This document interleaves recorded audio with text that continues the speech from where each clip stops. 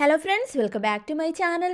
അങ്ങനെ ഗിരിയെയും മഞ്ജുവിനെയും തമ്മിൽ പിരിക്കാൻ താൻ ഇത്രമാത്രം പണികളൊക്കെ എടുത്തിട്ടും അവരുടെ ഉള്ളിൻ്റെ ഉള്ളിൽ ഇപ്പോഴും സ്നേഹമുണ്ടെന്നും അവിടേക്ക് ഒരിക്കലും തനിക്ക് മഞ്ജുവിൻ്റെ പകരക്കാരിയായി കയറി ചെല്ലാൻ കഴിയില്ലെന്നും പ്രീതി മനസ്സിലാക്കുകയാണ് കേട്ടോ. എങ്ങനെയെങ്കിലും ഗിരിയെയും മഞ്ജുവിനെയും തമ്മിൽ ഡിവോഴ്സ് ആക്കണം എന്നുള്ള ഉറച്ച തീരുമാനത്തിലാണ് അതുകൊണ്ട് തന്നെ പ്രീതി.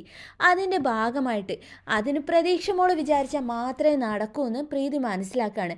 അങ്ങനെ പ്രതീക്ഷ മോള് പഠിക്കുന്ന സ്കൂളിൻ്റെ അവിടെ ചെല്ലുകയാണ് കേട്ടോ. അങ്ങനെ പ്രതീക്ഷ മോളെ കണ്ടതിന് ശേഷം പ്രതീക്ഷ മോളോട് കാര്യങ്ങളൊക്കെ പറയാണ്. മോളുടെ അമ്മയും അച്ഛനും തമ്മിലേ ഒരിക്കലും അടുക്കാൻ പറ്റാത്ത വിധത്തിലുള്ള പ്രശ്നങ്ങളാണ്. മോളുടെ അച്ഛനും അമ്മയോട് ഒട്ടും സ്നേഹം ഉണ്ടായിരുന്നില്ല. അമ്മ പിന്നെ എന്തിനാ ഇതുപോലെ ഒരാളുടെ പിറകെ ഇങ്ങനെ നടക്കുന്നത്?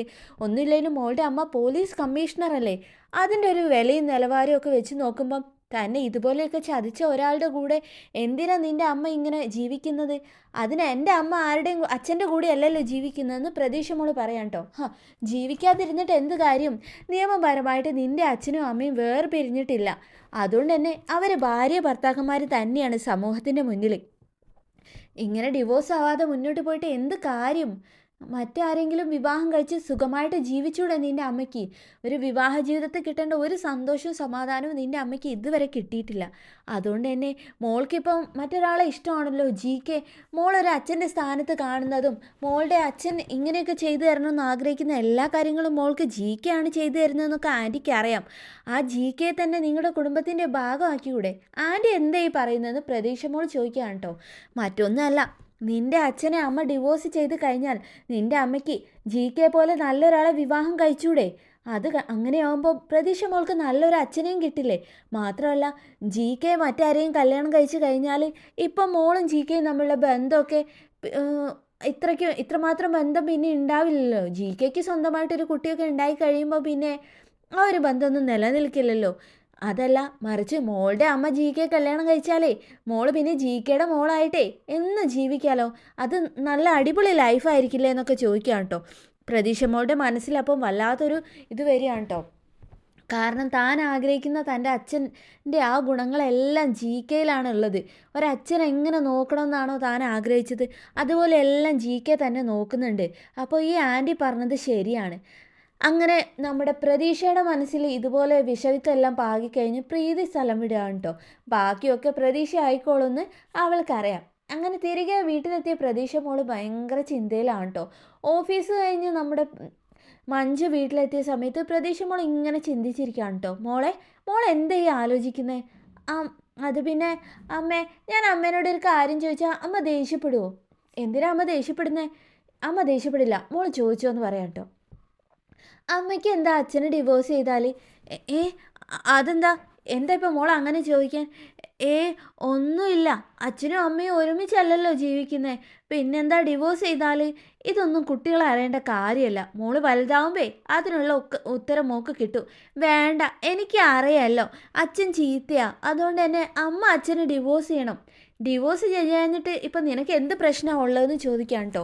അമ്മ അച്ഛനെ ഡിവോഴ്സ് ചെയ്താലേ അമ്മയ്ക്ക് GK പോലെ ഒരാളെ നല്ല ഭർത്താവിനെ കിട്ടൂലേ വേറെ കല്യാണം കഴിച്ചാലെന്ന് ചോദിക്കാം കേട്ടോ. ആ ചോദ്യം കേട്ട് മഞ്ജു ആകെ തകർന്നു പോവാണ്.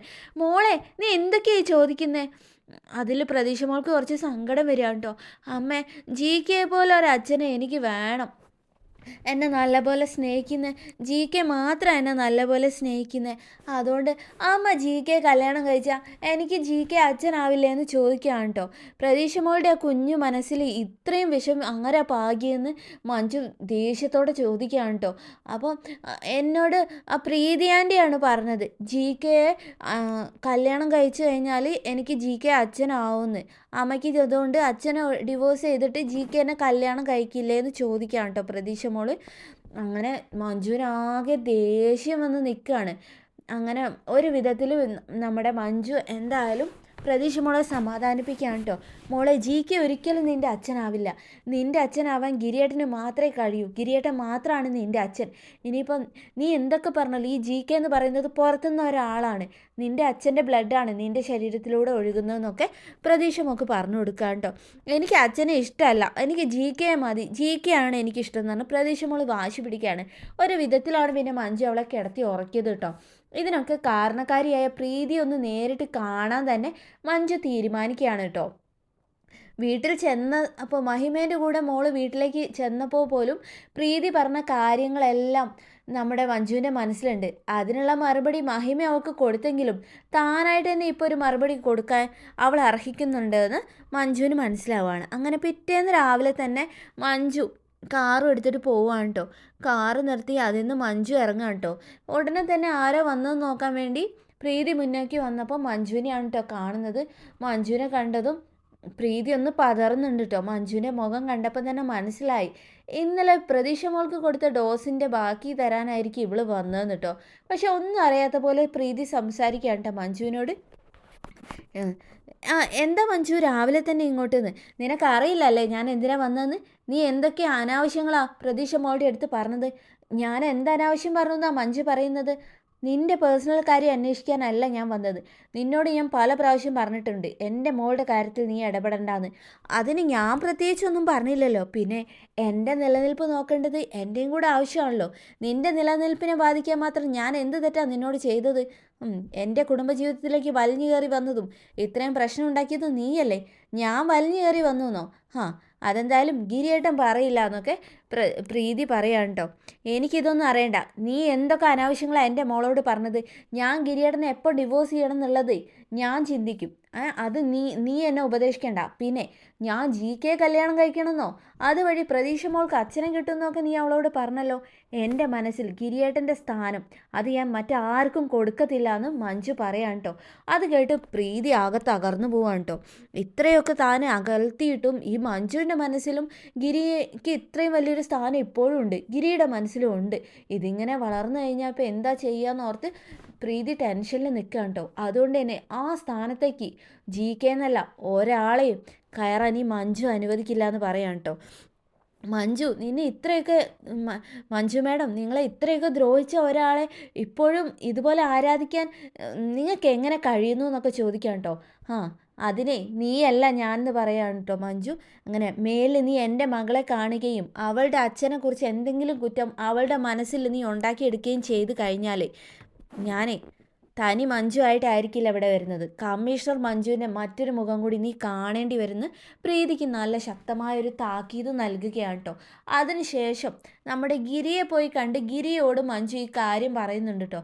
നിങ്ങൾക്ക് ഡിവോഴ്സ് വേണമെങ്കിൽ നേരിട്ട് എന്നോട് ചോദിച്ചാൽ ഞാനത് തരാൻ തയ്യാറാണ്. പക്ഷേ പ്രീതിയെ മുന്നിൽ നിർത്തിയിട്ട് പ്രതീക്ഷ മോളുടെ മനസ്സിൽ ഇതുപോലെ വിഷം കുത്തി വെച്ചാൽ ഈ മഞ്ജു ആരാണെന്ന് എല്ലാവരും അറിയുന്നൊരു താക്കീത് മഞ്ജു അവിടെ കൊടുക്കുക കേട്ടോ. മഞ്ജു നീ എന്തൊക്കെയായി പറയുന്നത്? ഞാൻ പറഞ്ഞോ ഡിവോഴ്സ് വേണമെന്ന്? നീയും മോളും എപ്പോഴെങ്കിലും എൻ്റെ ജീവിതത്തിലേക്ക് വരുമെന്ന് പ്രതീക്ഷിച്ച് നിൽക്കുന്നതാ ഞാൻ. അതിനുവേണ്ടി ജീവിതാവസാനം വരെ കാത്തിരിക്കാനും ഞാൻ തയ്യാറാണ്. അതാണ് ഞാൻ പ്രീതിയോടും പറഞ്ഞിട്ടുള്ളത്. എന്നാലേ അവൾ എന്താ പറഞ്ഞു നടക്കുന്നത് അവളോടൊന്ന് ചോദിച്ചു നോക്ക്. എൻ്റെ കുഞ്ഞിനെ അല്ലെങ്കിലേ നിങ്ങളെ ഇഷ്ടമില്ല എന്ന് അറിയാലോ. അവളുടെ മനസ്സിൽ ആ പകയും ദേഷ്യവും കൂട്ടാനാണ് നിങ്ങളുടെ പ്രീതി ശ്രമിക്കുന്നതെന്ന് പറഞ്ഞിട്ട് നമ്മുടെ മഞ്ജു പോവുകയാണ് കേട്ടോ. ബാക്കിയുള്ള അംഗംഗിരി പ്രീതിയുമായിട്ട് നടത്തിക്കോളും. വീണ്ടും അടുത്ത കിടിലൻ വീഡിയോയിൽ കാണാം. അതുവരേക്കും thanks for watching my channel.